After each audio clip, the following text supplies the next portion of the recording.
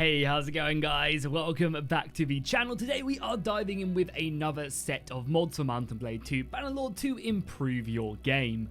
And this time we're going to be taking a look at a whole wealth of brand new minor faction mods that add in units from Lord of the Rings, Game of Thrones, China, Japan, and even medieval Europe. All these mods are made by the same person, and you can basically choose which ones you want to go ahead and download and add to your game. Every one of the minor factions starts off around Tavira, which is just outside of Poros, and then they'll go their separate ways. For example, in my game today that I've got going on, I've got the Storm Kings faction, which look absolutely amazing. Again, they start off with a pretty large scale kind of clan, which can be bought as mercenaries. You can go ahead and occupy these. You can also use serve as a soldier as well to go ahead and join up with the Mad Lad himself. On top of that, I also have the Men of Gondor, so they're going to be, again, another minor clan, which is willing to go ahead and support any faction that has enough coin. And then finally, I also have the Men of the North from Game of Thrones, of course, and they're being led by Theon. The armor itself looks absolutely incredible. This is really, really impressive. I believe this is all taken from Westeros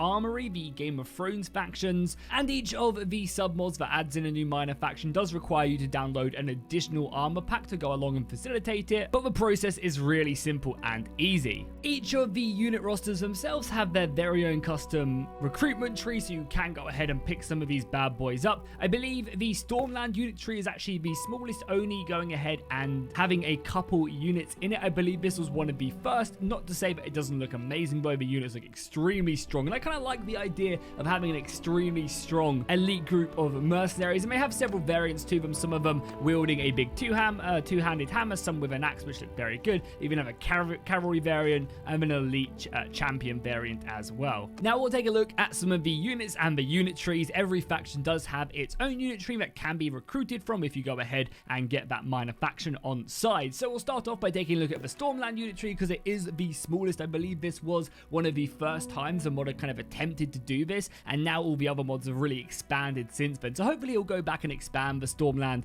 unit tree because the units themselves look really good. So we have a few variants to them. We start off with the Stormland Knight at tier 4, and they just have a few additional helmets and shoulder pieces. We then have the Stormland Champions. These guys look really good. So they have a big two-handed axe. They also have a big warhammer, and then also I believe this is a great sword as well on their side, which we can't quite see in this view, but if I was to go to this, it might show us. No, it just shows the amazing two-handed axe guy, which, yeah, they look deadly. Definitely great shock infantry. Next, we can take a look at the Northmen. Again, these guys have a much larger roster. As you can see, their unit tree is much wider. They basically have a bit of everything to pick from, starting from just the normal trainees, which kind of look very basic, all the way up to the executioners with the big two-handers, some elite archers. We even have paladins, which again, even though this guy looks like he's had his Christmas dinner, I imagine is very strong in a fight. Some blade masters, they're actually wielding a massive ice on their back. I don't know if they actually do have ice. If they do, then shout out to them. We even have poleaxes, pikemen,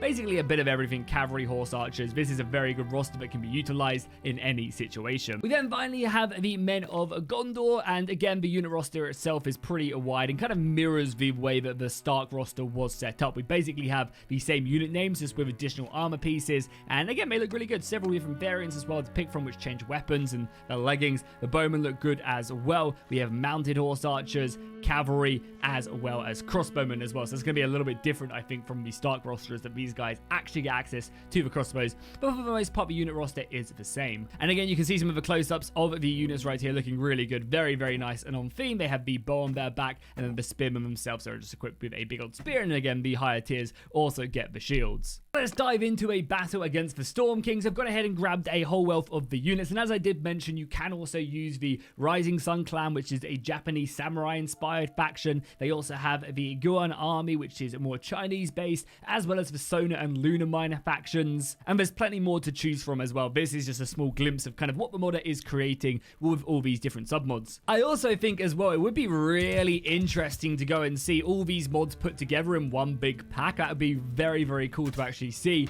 and kind of just have all the minor factions running around at once. So right now we have all of our Stark Archers right here, again with 2 different types of base coat. We also have the Gondorian Archers firing off. Then our frontliners, the enemy Stormlanders, rush towards us. It's going to be a scary fight. You can see the men of Gondor preparing themselves for what is to come. There are also some of the Stormland Knights in there. You can see a few of their different variants there and there. And then we also have some of the Northman Paladins as well, looking very good, wielding their weapons ready for battle. And then, of course, we're going up to the heavier infantry of the Stormlands. These guys are absolutely serious and are ready for combat. They are wrapping around the flanks. So let's see what the archers can do, what our infantry can do. So far, it's not looking good. The Paladins themselves are ripping me apart. And just look at that absolute beast of a man right there, swinging that Warhammer. The generals themselves look very good. And the rest of our infantry is just breaking me apart. Yeah, the Stormland men are very strong indeed. They have some really, really just aggressive units, and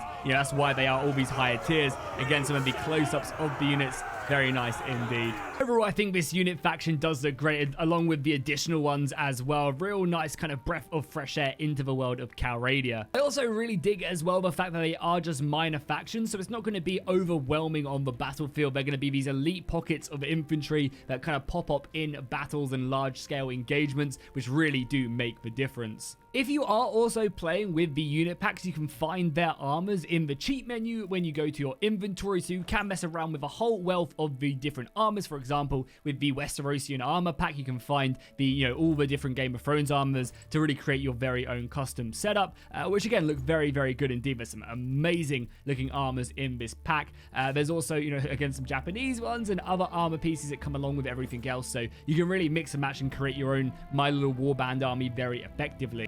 So that's going to be it for today's video. I did just want to go and show off these mods because there's a whole wealth of these minor factions which I think really enhance your game, and they should work with a lot of the other mods, as it is just simply adding in a minor faction as long as you do have the armor pack for them. So again, if you're playing maybe the Old Realms or a different map or anything like that, definitely I think that this mod has the potential to be compatible and is worth a try. So yeah, I'll leave a link to the modders page down below in the description where you can find all of his mods, as they are separate and you kind of import the ones that you want to use. If you haven't already, make sure you do drop a like and a comment down below, and I'll see you in the next one.